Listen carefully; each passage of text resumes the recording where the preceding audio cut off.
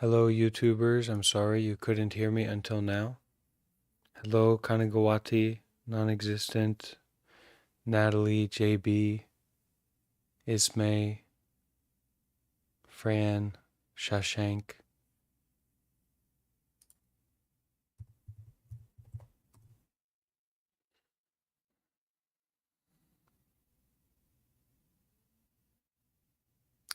And hello, Rahul and Emrin and Ignacio.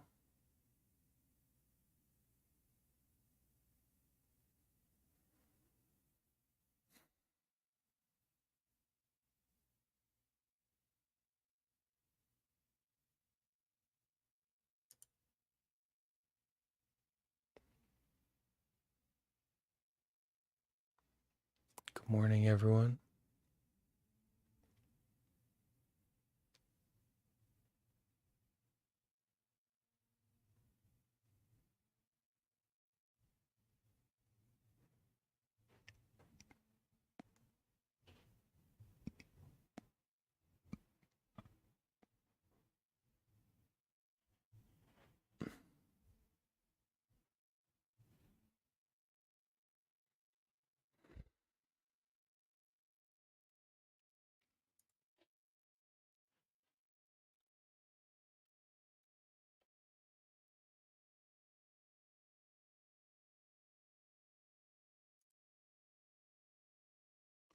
Hello, Rahul. So we'll just take a few more minutes, just about 2 more minutes. Make sure everyone has time to show up if they want to show up. Hello, Zion. So before we get involved today, anyone have something they want to bring up or question they want to ask? Either Gabe and Jonathan.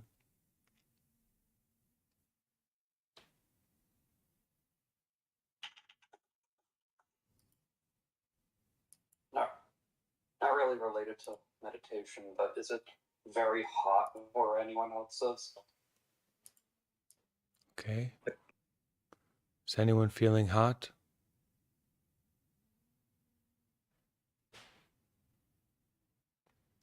It's cold here. As the kids would say, the AC is bussin'.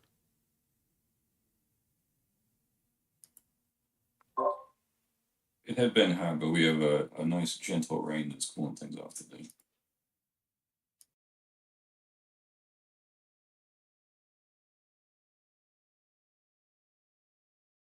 It's about 85 degrees here right now. It's supposed to get up to about 97.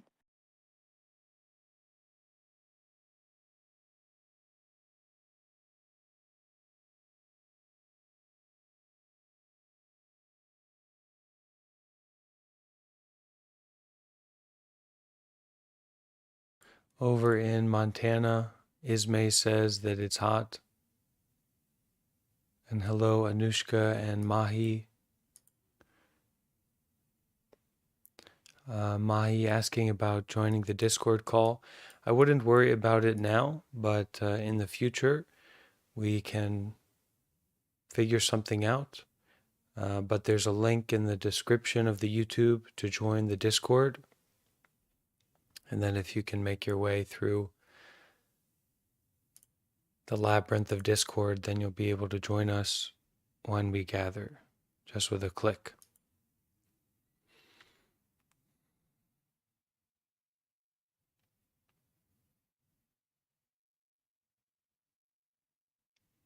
Okay. So getting started today, deep bow. Welcome to everyone. Thank you for making the decision to wake up, to show up, and be here. Wherever here is for you, the showing up is shared, the attending to is shared at this present moment.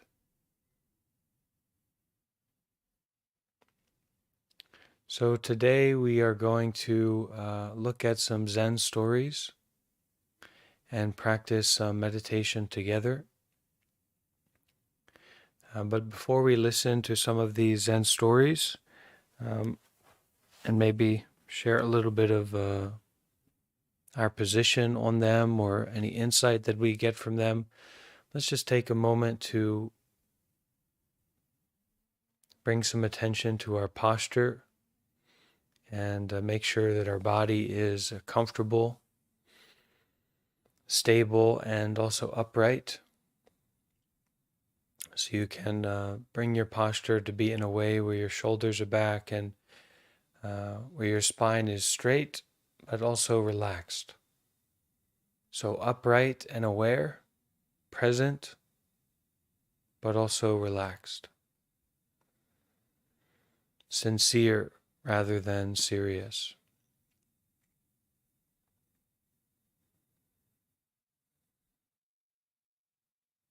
We can take a few moments to turn our attention inward and become aware of the body,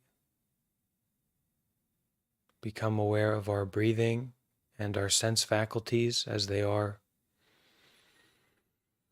contacting the world.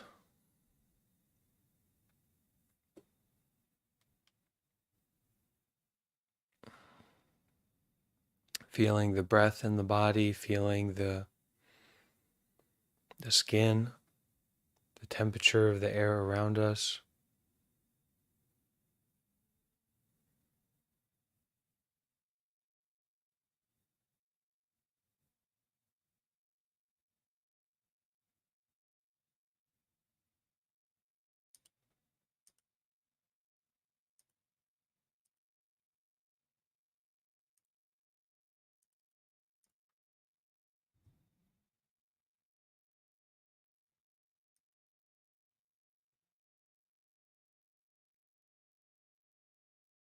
Without falling into any kind of intellectual perspective or position about what's happening right now. Just kind of breathing and noticing what's happening right now, especially as it relates to the body, the present moment experience of the body.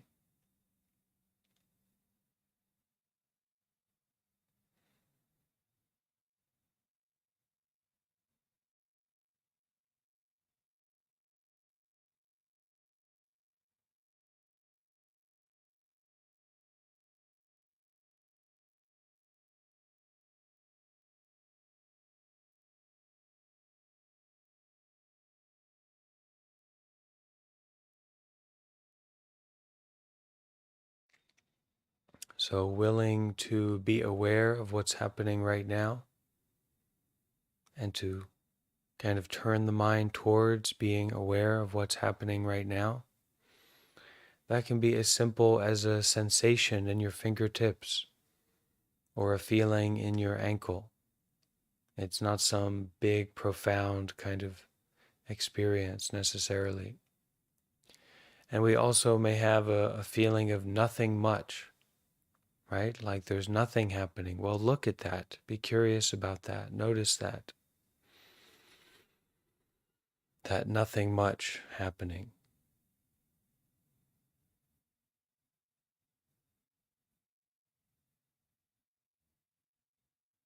But especially we can feel the breath. We can feel the breath as it enters in through our nose. And this is a present moment happening. It's worthwhile to be aware of that, to notice that.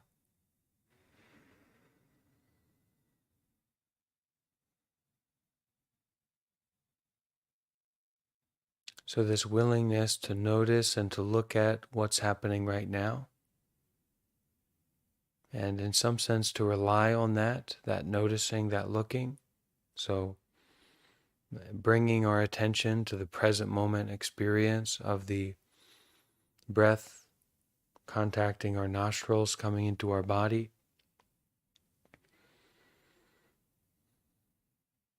But that alone isn't enough. We also need to have this sense of being willing to let go of what we are aware of. being willing to let go of the thought, the idea, the reactivity to the experience.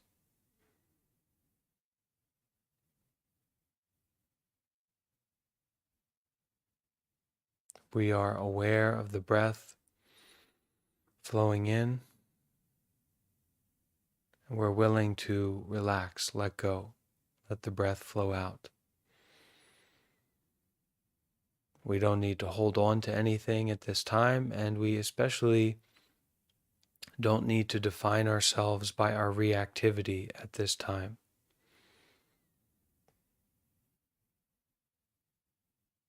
This is not a time to carry the flag of our reactivity, of our judgment, of our like and dislike.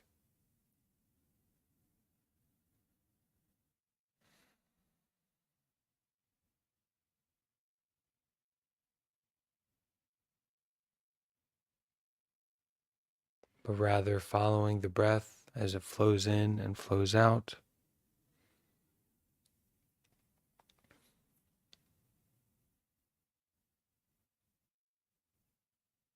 Being aware of this present moment as a lived experience.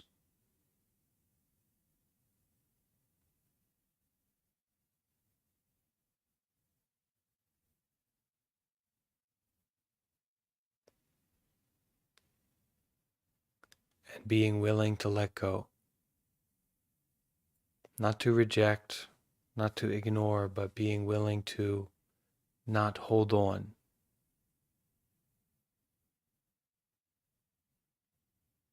To a sensation, to a feeling, to an idea, to a judgment.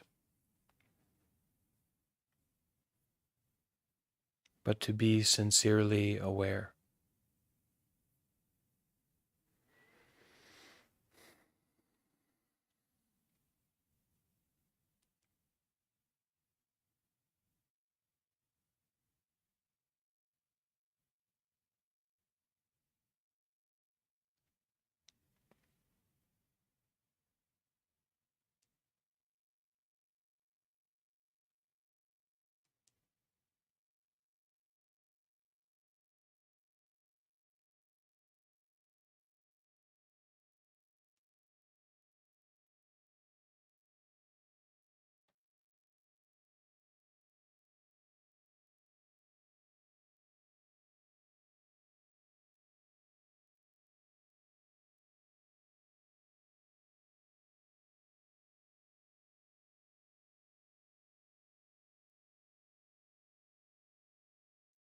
So take a moment and make sure that you are comfortable.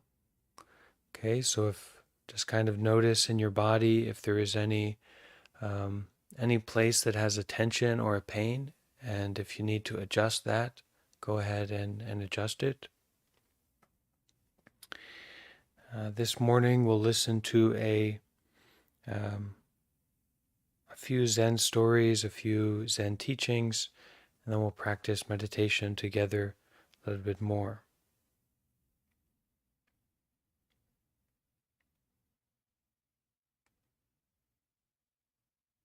So this is quite an interesting story here. And you're encouraged to listen to it as a meditation, but also be as comfortable as you can.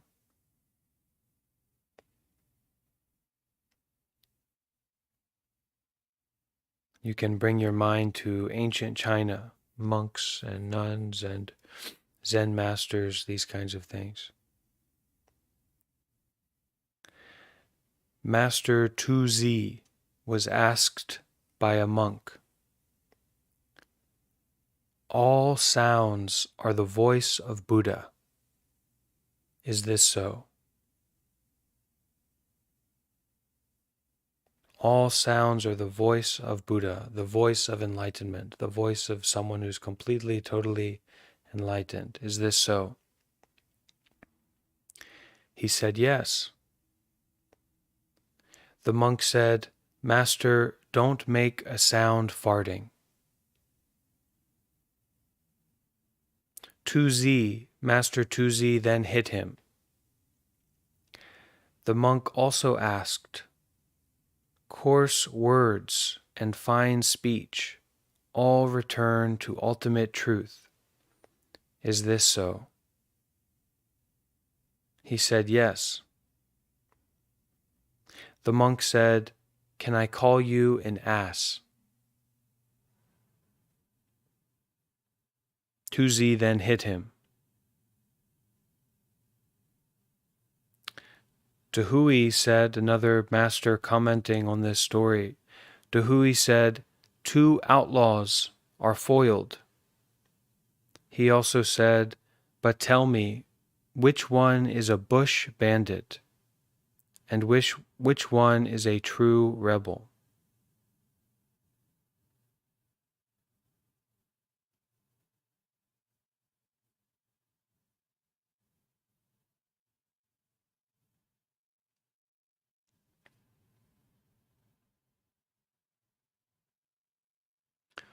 All sounds are the voice of the Buddha.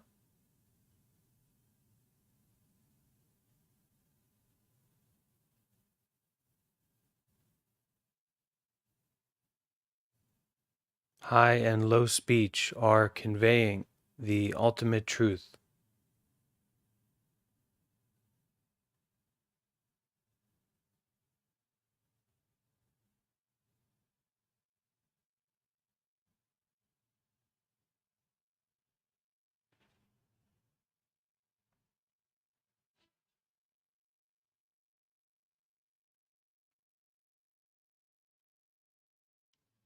Even the strangest sounds, even the strangest situations.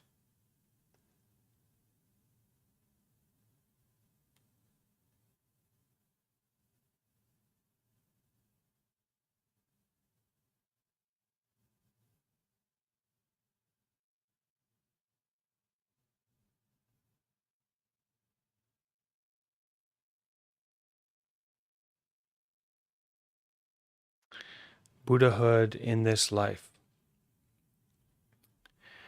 Once Zen Master Ture was giving a talk on the teaching in Saja, on the mountainous outskirts of Kyoto. So this is going back to kind of feudal Japan, this story. It was the dead of winter, and the weather was so cold that everyone in the audience looked intensely uncomfortable. Master Torei bellowed, "Those of you who are cowed by cold weather should return to mundane life right away. How can you learn Zen?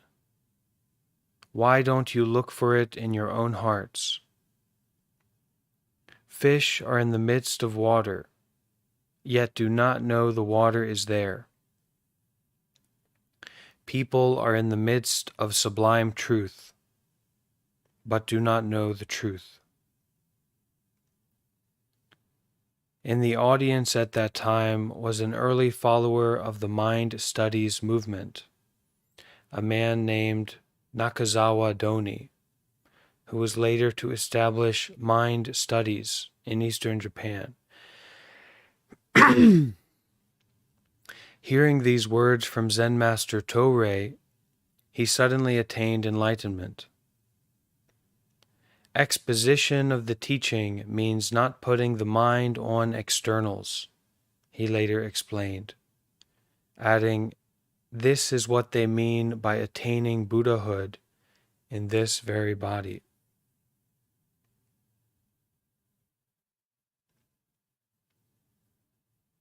So it speaks to our uncomfortableness, our difficulty in life. Especially we want to really be woke. We want to understand Zen. We want to become enlightened in some capacity. We want to be a wise person, not a foolish person, right?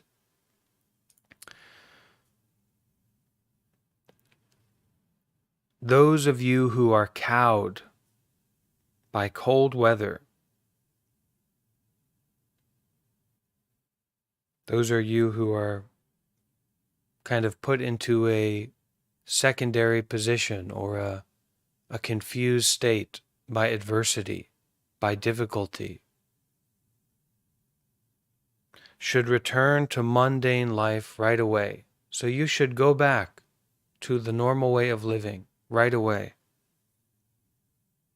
How can you learn Zen if you're so easily discouraged? How can you learn about the truth if you're so easily kind of put into a box, put into a corner by some difficulty, some confusion, some relationship, some lack of everything being perfectly exactly the way you want it to be? So those people, they should return to mundane life right away. How can you learn Zen? How can you become enlightened? Why don't you look for it in your own hearts? Fish are in the midst of water, yet do not know the water is there. People are in the midst of sublime truth, but do not know the truth. And I find for myself that this is often I act out in a way that is not the most compassionate or the most skillful or the most wise, because I'm not recognizing that sublime truth is all around me. Complete truth is all around me. There's not some idea, there's not some belief, there's not some story, there's not some right way to do it, there's not some wrong way to do it. Sublime truth is all around me, all inside of me, all inside of those other people, and on the outside of them too. That sublime truth is the axis on which the world turns. But I don't notice it most of the time. And so I make all kinds of unnecessary troubles. I fall into all kinds of unnecessary traps because I don't see that this sublime truth is all around me.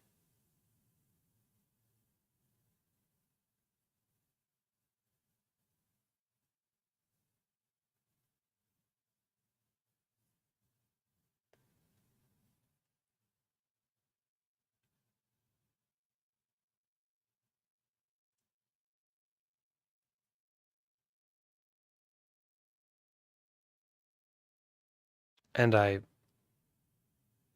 don't say that it's around me and not around you. It is all around.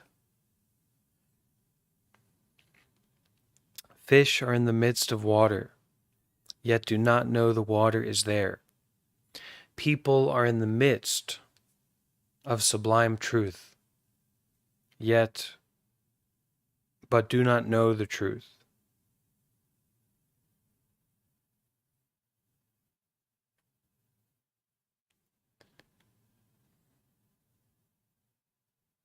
Do not put the mind on externals. Do not find your mind in some story, some situation, some person, some idea, some belief.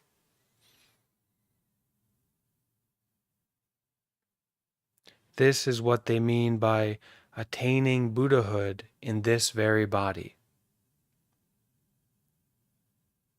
Not putting the mind on externals.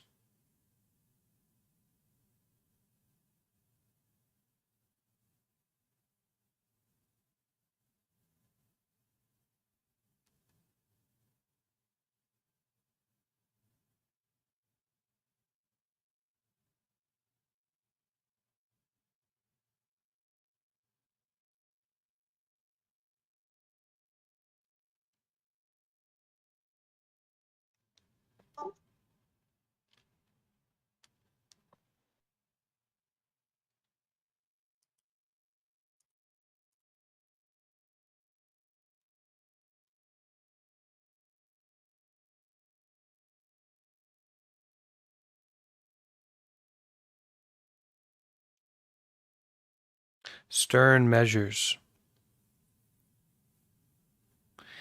Izu studied Zen with Hakuin, another Zen master, famous Zen master, for a long time. As a teacher in his own right, Izu inherited the harsh manner of the redoubtable master Hakuin, but was even sterner.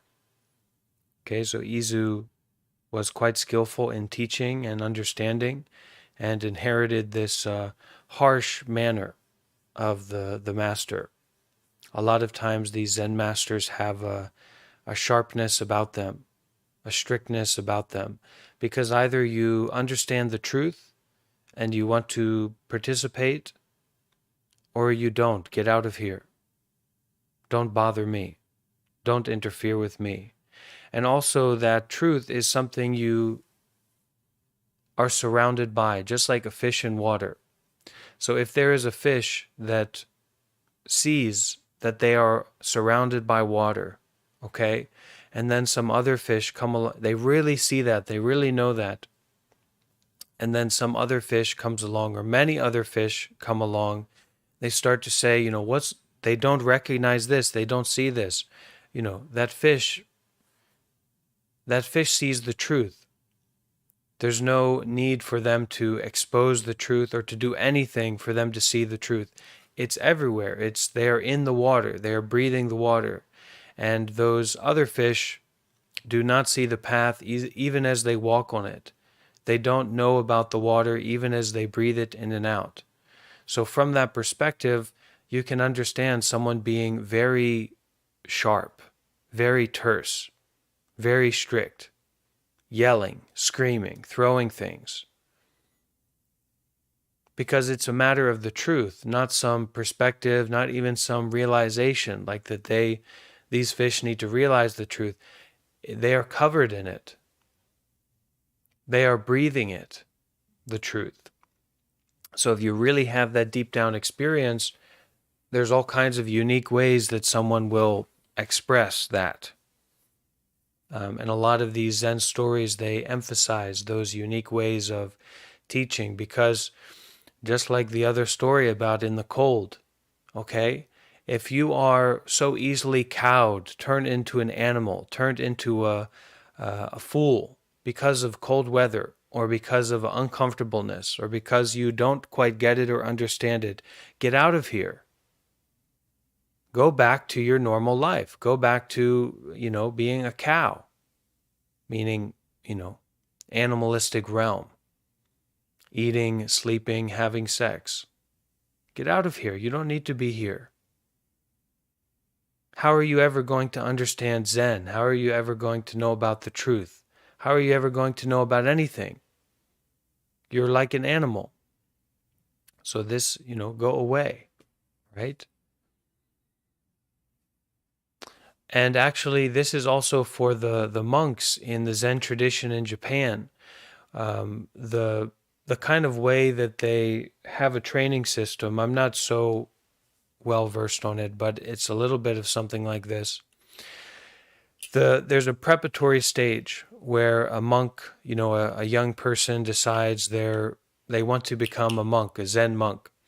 And so they go to a monastery that gives them maybe like a year of initial training, where they get comfortable and they start to learn about Zen teachings and doing chores and relationship with the teacher, things like this. They find their teacher there at that temple that they go to. And then they're sent to a training temple. So a temple where they can really be trained hard and learn about Zen, so to speak. So this is just one system, one way that they do things. At that temple that they go to, and they need to go through this process to become, fully ordained, fully a real Zen monk. When they go there, bringing their certificate and all their information and their sincerity, they've been living as a novice or a monk for a while now. Now they want to go into their intensive training center. They are rejected at the door. They are told, no, you cannot come in here. We don't have enough room. Your teacher is not reputable. You're too skinny, you're too frail. You're not going to be able to endure the training. You cannot come in. They tell them this, and then that now it's a kind of ritual, but then that monk, that young monk who wants to really become a Zen monk and go through that training, has to just sit there and wait. 1 day, 2 days, something like that is very possible. So if you really want to know about the truth, adversity and difficulty and some confusion and some not understanding are really essential, a really major, important part of it. And I'm sure we can understand that the further along that someone gets into this, the less tolerance they're going to have for, nursing people at their bosom. Either you want to do it or you don't. Either you see it or you don't. Either you want to practice or you don't. That's it. But if you are so easily cowed, if you are so easily made into an animal or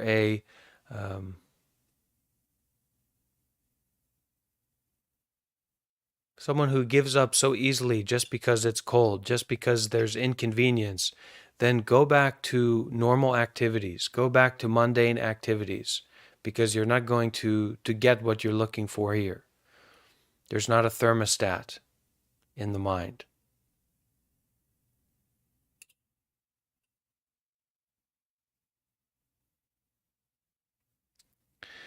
So, stern measures, a short story here. Izu studied Zen with Hakuin for a long time. As a teacher in his own right, Izu inherited the harsh manner of the redoubtable master. Formidable.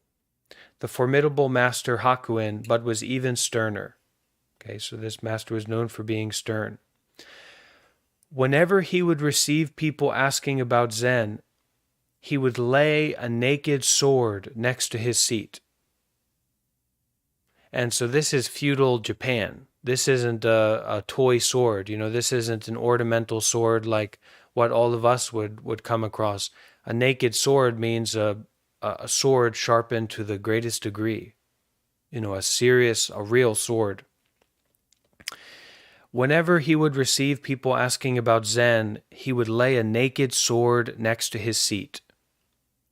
If they were hesitant or argumentative, he would chase them out with a sword.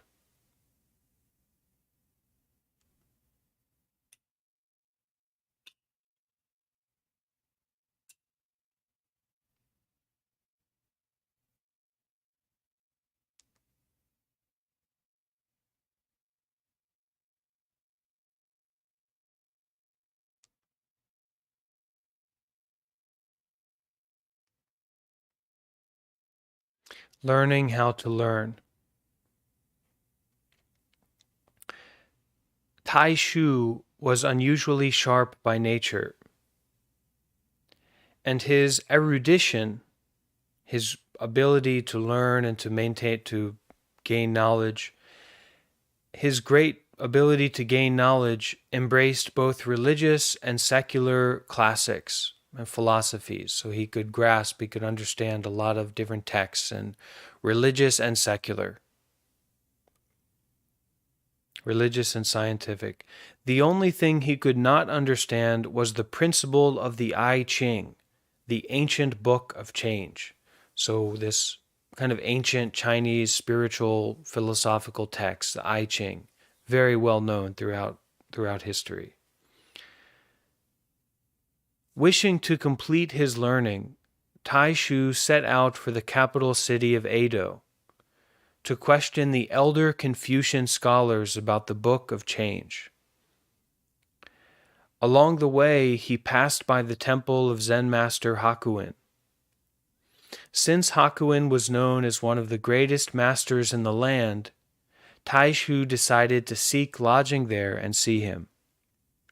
Okay, so Tai Shu, unusually sharp, unusually skillful in understanding and learning and gaining knowledge. But one thing that he couldn't understand was the principle of the I Ching, this ancient book of change. So Tai Shu is heading out for the capital city of Edo in feudal Japan to question elder Confucian scholars. Okay, the Confucian scholars, I'm guessing they have a very direct, clear knowledge of the I Ching. And this is a very, like a touchstone, like a cornerstone philosophical text in Chinese philosophy. And this is the one thing that Tai Shu can't quite grasp. So has set out, he's heading out for the capital city of Edo to question these scholars about the Book of Change. And at this time, it wasn't a road trip, it was a life trip to go to a capital city, to head out like this. It's something that takes a lot of intention, a lot of intensity and sincerity to do this, right? So along the way, he passed by the temple of Zen master Hakuin. Since Hakuin was known as one of the greatest masters in the land, Taishu decided to seek lodging there and see him. When they met, Hakuin asked, "Where are you going?" Taishu said, "To Edo." Hakuin asked, "What for?" Taishu said, "I don't understand the principle of the Book of Change, so I want to listen to the lectures of the elder scholars in the capital." Hakuin said, "The Book of Change can hardly be understood without the power of seeing the essence of mind. Why don't you stay here for a while and try to see your essence? If you perceive the essence of mind, I will expound the Book of Change for you." Taishu replied, "I will do just as you say." And he stayed there with Hakuin for intensive work. When the time was ripe, he forgot his doubts and actually did awaken.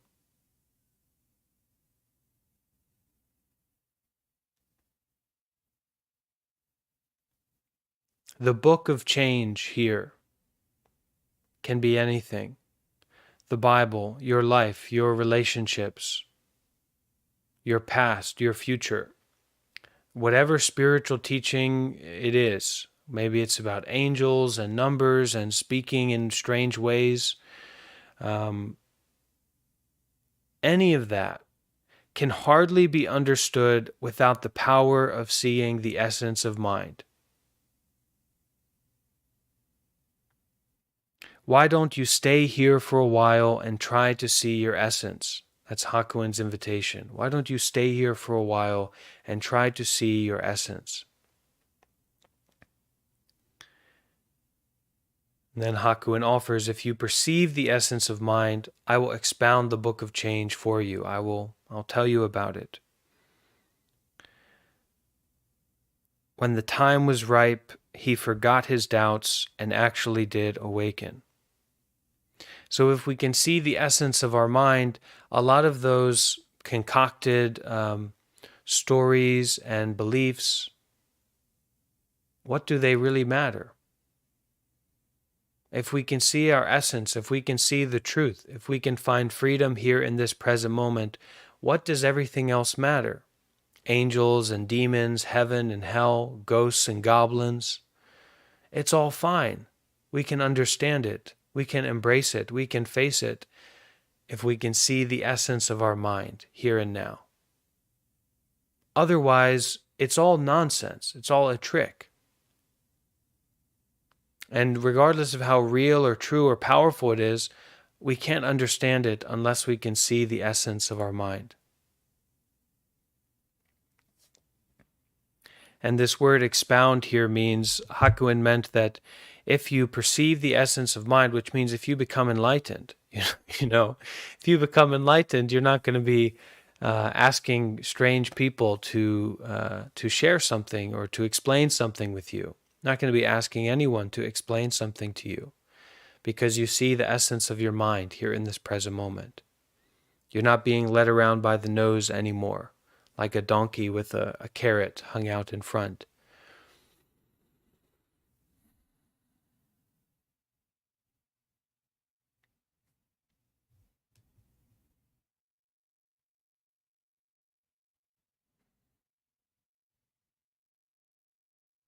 Okay, we'll do one last story here, namely a mistake. I think that's something we're all quite familiar with. We're all enlightened in terms of being able to make mistakes.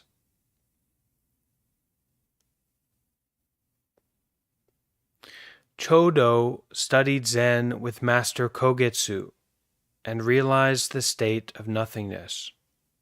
Okay, so this Chodo here, this character, realized the state of nothingness, had a high understanding, a deep attainment.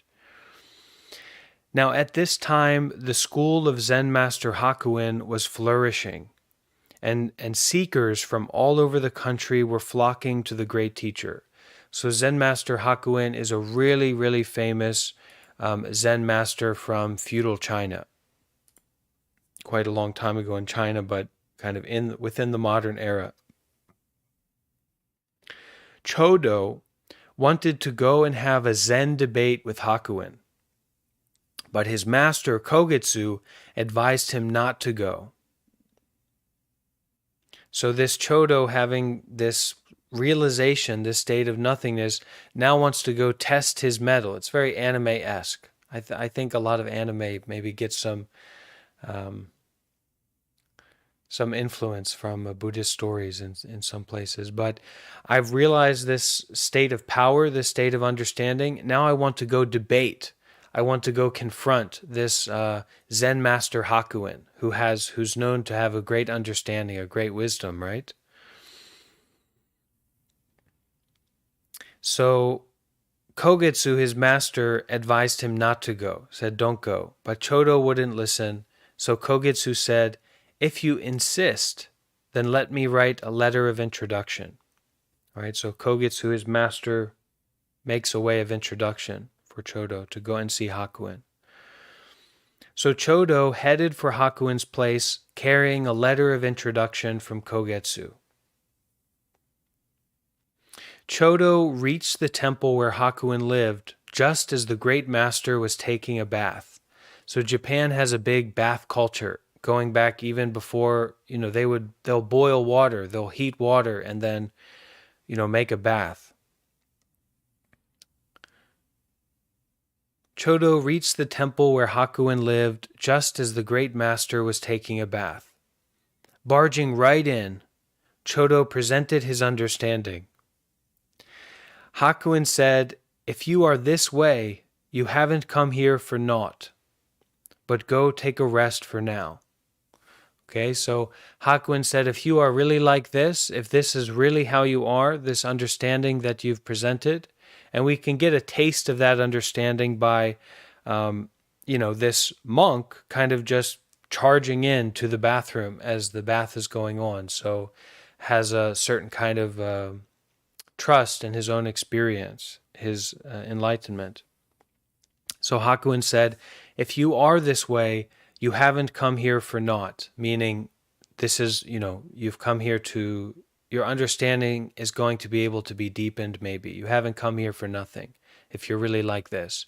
You've brought something to the table that can be enlightened more. But go take a rest for now. Now Chodo thought that Hakuin also approved of him. When Hakuin at length emerged from the bath, Chodo went to meet him formally, presenting the letter of introduction from Kogetsu. Opening the letter from Chodo's teacher, Master Hakuin found that it simply said, this youngster is not without some insight, but he is a man of small measure. Please deal with him expediently. Hakuin immediately hollered at Chodo, you have a small capacity and an inferior potential. What good will it do to consider this completion of the great work? So, it's sometimes said in the Zen circles, and it's just like with anything, right?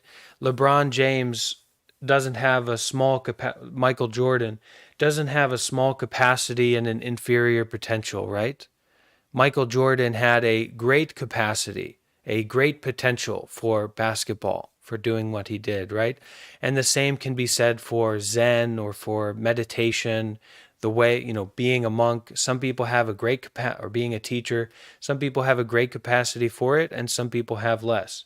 Now, you can transcend that. You can go beyond that, but there are certain capacities that people have. And in the mind, there's a much greater kind of ability to transcend, because it's a lot, I usually like to say that it's a lot more subtle, it's a lot more refined than the body. So you're tall or you're short or you have muscles or whatever, but for the mind, you couldn't even speak of it like that way. You have a big here, a big there. No, it's a lot more subtle. Okay, so Chodo, this student from Kogetsu, Master Kogetsu, has attained some experience of nothingness, some degree of enlightenment, okay, we can say, some degree. Now, with this degree of enlightenment that he has, he wants to go out and to debate one of the greatest Zen masters of the time. He wants to check his understanding, wants to face him.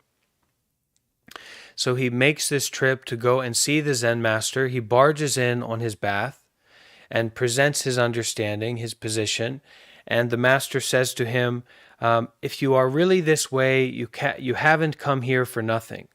You haven't come here for naught, but go take a rest for now. So upon hearing this, Chodo thought, oh, I've kind of been approved of. He's given me some kind of confirmation, right? So quite a while later, Hakuin emerges from the bath, and Chodo went to meet with him formally, presenting the letter of introduction that was given to him by his master Kogetsu. Opening the letter from Chodo's teacher, Hakuin found that it simply said, "This youngster is not without some insight, but he is a man of small measure. Please deal with him expediently." That means to, in a convenient and practical way, try to deal with this situation, try to solve his problem, try to wake him up skillfully, recognizing that he's not without some insight, but that overall he's, not someone who has a great potentiality for understanding. That's what his master said. Hakuin immediately hollered at Chodo, yelled at Chodo, "You have a small capacity and an inferior potential. What good will it do to consider this completion of the great work?" Now here, what good will it do to consider this completion of the great work? I of course don't know what the original text is, or the translation, but just looking at the translation, but it can either mean what good will it do to consider what you've already attained, what you've already understood to be completion of the great work, meaning to be enlightened, okay? But also it could maybe mean what good will it do to consider this completion of the great work? So to even go to even consider that you can become enlightened. What good will it do to even consider this? Because you have a small capacity and an inferior potential. So it's probably one or the other, maybe, but either one is okay. This is the point. Having his view snatched away, Chodo immediately went mad and never recovered. He went back to his hometown and built a little meditation hall where he practiced Zen discipline by himself. So having his arrogance, having his belief and his position snatched away, he immediately went mad and never recovered. He went back to his hometown and built a little meditation hall where he practiced Zen discipline by himself. In Zen monasteries, it is traditional to observe a special session of intensive meditation in the first week of the last month of the year, commemorating the enlightenment of the Buddha. This is something called Rohatsu, and it's in December, the first week of December, and it's like a 7-day and 8-day intensive meditation retreat to commemorate the enlightenment of the Buddha. Chodo used to bring child monks and cats to his meditation hall on these occasions and have them sit. When the cats would run away, Chodo would catch them and beat them for breaking the rules. Hakuin used to lament, "I have taught many people, but I only made mistakes in 2 cases, that of Chodo and one other."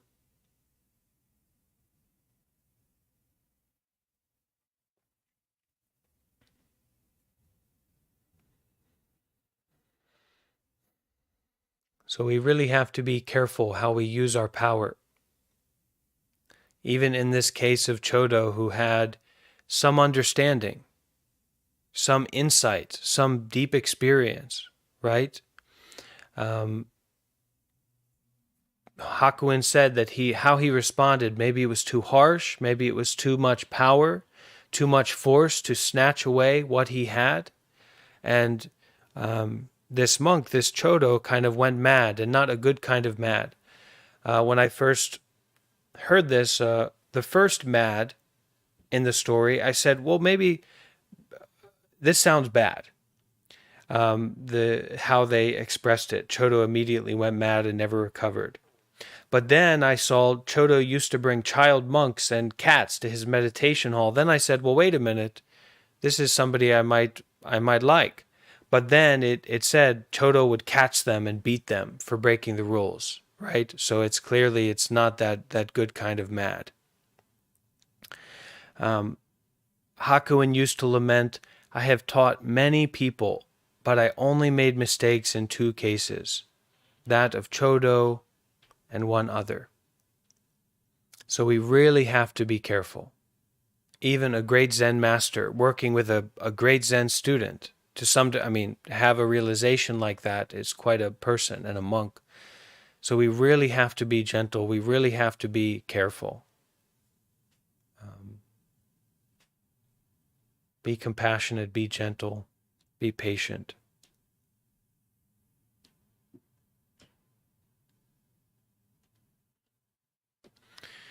Okay, so let's take a little bit of time to practice together.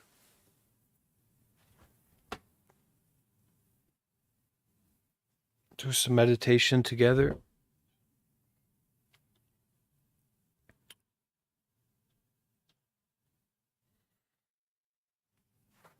So find your meditation position. Make sure that your body is comfortable and stable.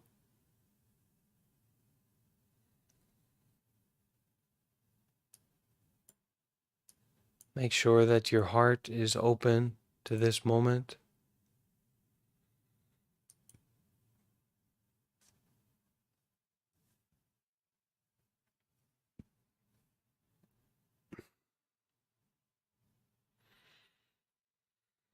We can close our eyes and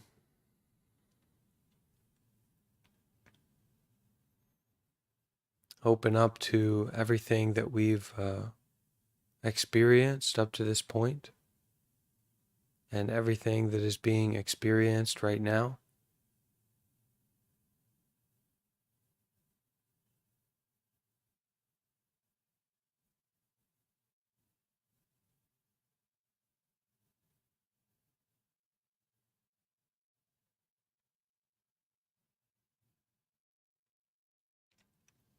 We can see our meditation practice as a way of deep listening or a way of great listening.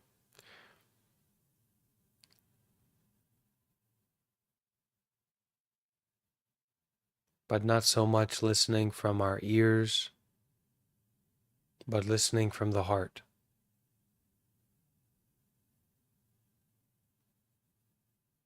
Listening from the mind itself, awareness itself.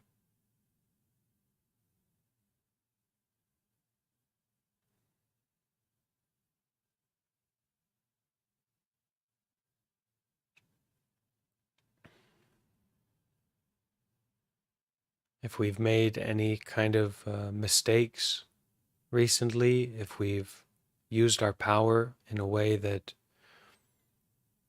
wasn't as skillful as it could have been, take a moment to resolve your sincerity to be careful, to be skillful, to be gentle,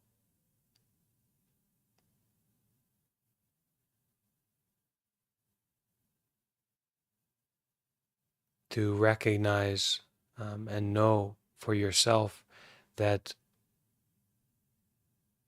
we are fish in water. We just didn't see it. We just so easily forgot about it. But that sublime truth is permeating this moment, this body, this breath. And it's also the same for everyone else.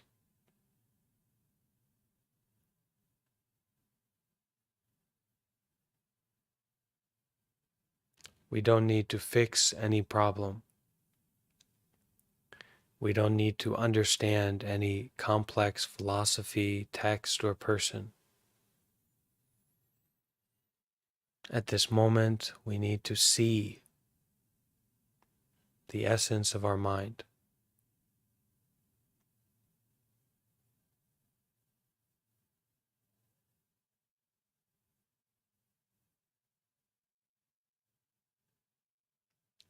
Just sitting, just breathing,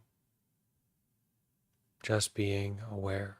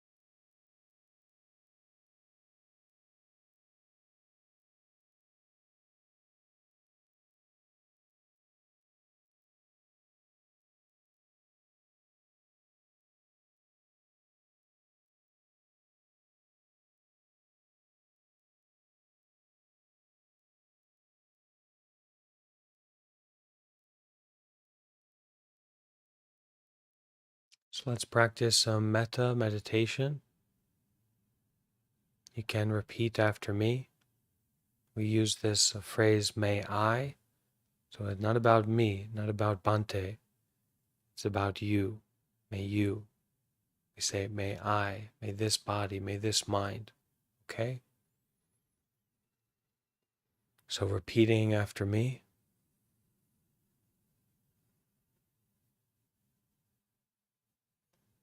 May I be free from suffering.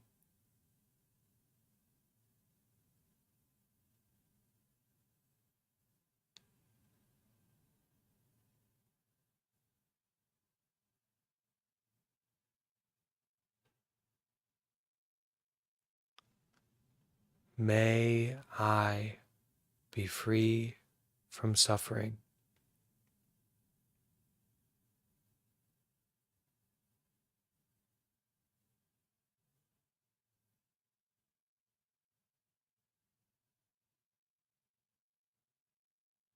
May I be free from all my suffering.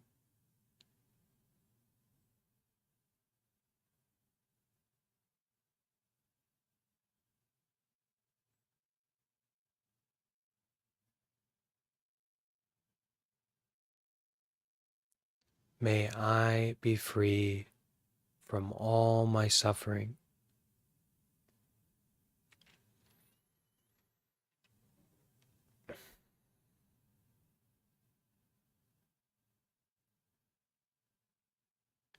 Now, this metta, this loving friendliness, we're not trying to make ourselves be free from suffering, something like that. We are bringing up, we are establishing the wish, we are establishing this sincerity of facing ourselves, of saying to ourselves, may I be free from suffering.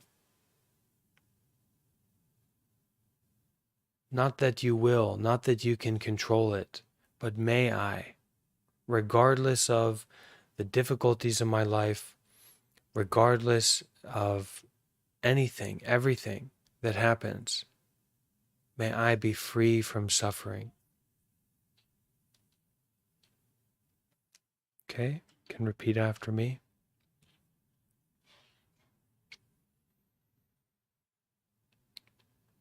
May I be at peace with myself.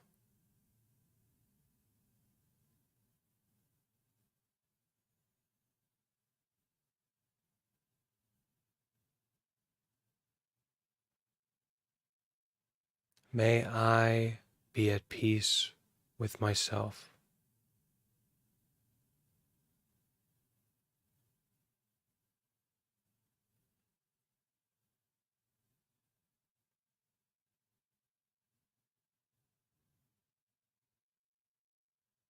May I be loved.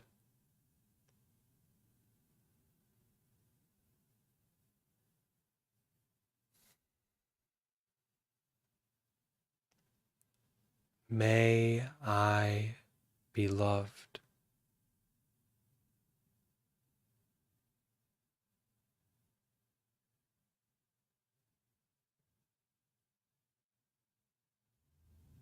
May I be safe.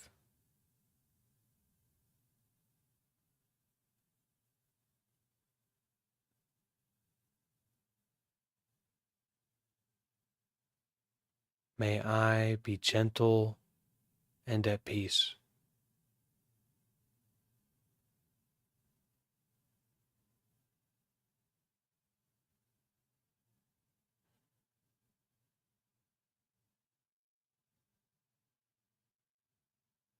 Following the breath, aware of the body, saying these phrases from our heart, our sincerity, either with our internal voice or our external voice.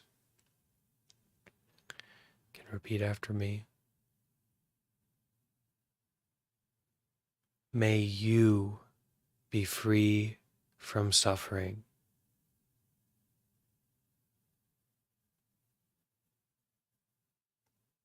Yeah, we just say it like that. May you be free from suffering.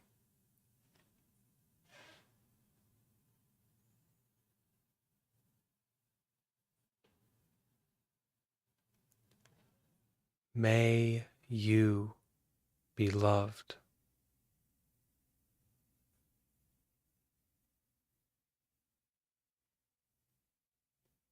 May you be at peace.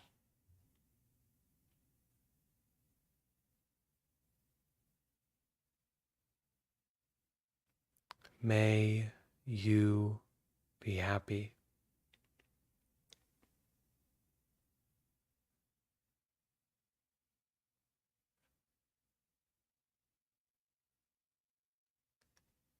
May you be safe.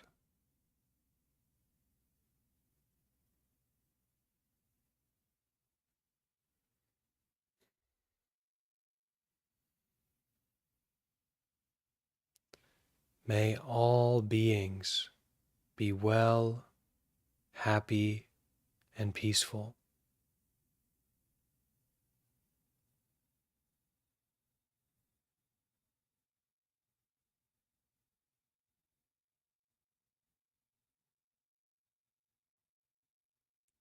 May all parts of my body and mind find peace in breathing.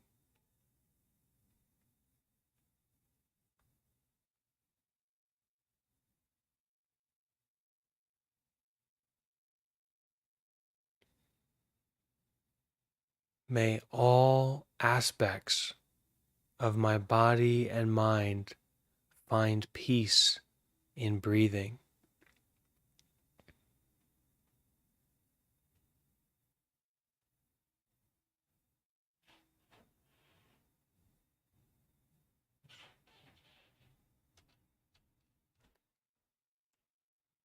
May all aspects of my body and mind find peace in breathing.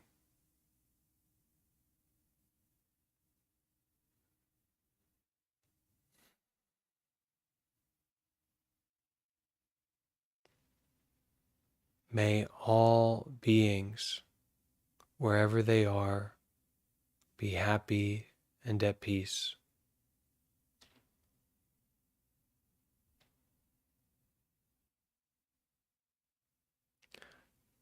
May all beings, wherever they are, be happy and at peace.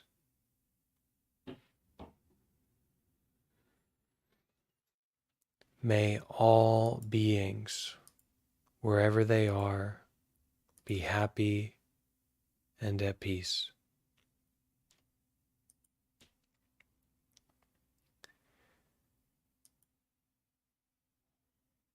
I invite everyone now to bring their hands together and to finish our session.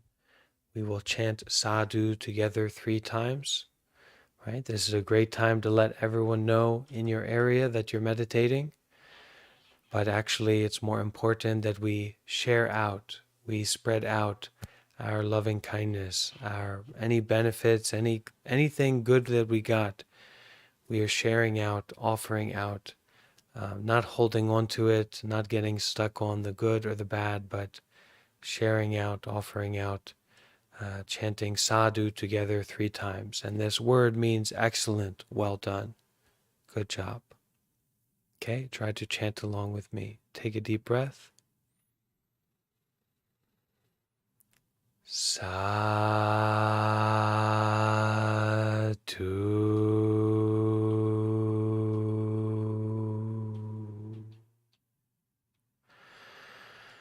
Sadhu.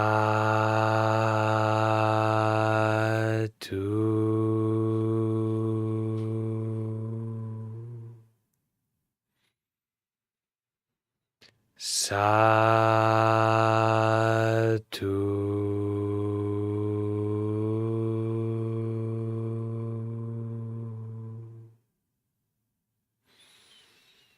And we can all make a bow to each other and to this practice.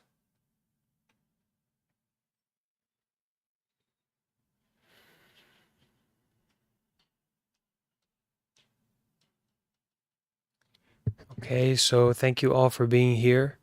This evening at 8 o'clock is just about 8 hours from now. We have our Buddha book club on healing trauma through mindfulness. How about Anushka? What time is that book club for you? Have you been joining? I joined once. It's 4 a.m. for me, and once I just woke up a little early, so I thought I'd join. So if you A little are, bit early. yeah, you can try. But if you are in Dubai, it might not be the most convenient time at 4 a.m. But also we have the recording, so you can try to follow along. Okay. Yeah, for sure. All right, everyone. So see some of you this evening, and Anushka, I hope to see you at 4 a.m. bright and early, and enjoy your life. you. Okay. Yes. See you soon. Yes. Thank you, Bade.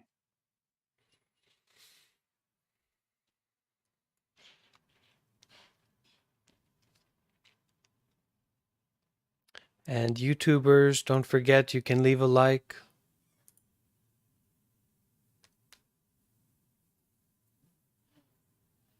Yeah, you can leave a like.